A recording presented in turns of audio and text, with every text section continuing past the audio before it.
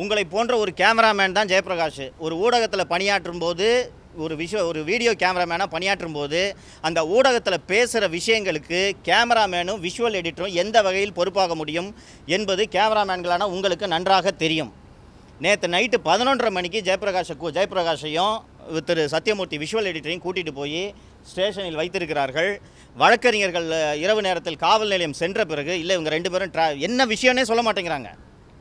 என்ன விஷயங்கன்னு கேட்டால் ஜெயபிரகாஷ் கிட்ட 2023 டி நகரில் ஹெல்மெட் இல்லாமல் வண்டி ஓட்டிட்டு போன ஒரு ஃபுட்டேஜை காட்டுறாங்க. அப்படியே இருந்தாலும் ஃபைன் போட்டாங்கன்னா அவர் கட்ட போகிறாரு.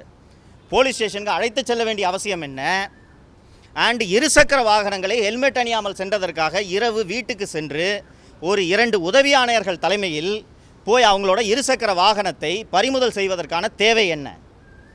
நான் இந்த கழிவுநீர் சுத்திகரிப்பு தொழிலாளர்களுக்கு கழிவுநீர் வழங்கிய விவகாரத்தில் மிகப்பெரிய ஊழல் நடந்திருக்கிறது, அதில் சிபிஐ விசாரணை வேண்டும் என்று சென்னை உயர்நீதிமன்றத்தை நான் அணுகிய அந்த வழக்கு இன்று மதியம் 2:15 மணிக்கு விசாரணைக்கு வர இருக்கிறது. இத்தகைய சூழ்நிலையில் என்னோட அலுவலகத்தில் பணியாற்றிட்டு இருக்கக்கூடிய ஜெயபிரகாஷ் மற்றும் சத்தியமூர்த்தி விஷுவல் எடிட்டர் சத்தியமூர்த்தி ஆகியோரோட வீட்டுக்கு சென்று அவர்களது குடும்பத்தினரை அச்சுறுத்தி அந்த இருசக்கர வாகனத்தை பறிமுதல் செய்துட்டு இப்போ 2 பேரும் போலீஸ் ஸ்டேஷனில் நின்றுட்டுருக்காங்க.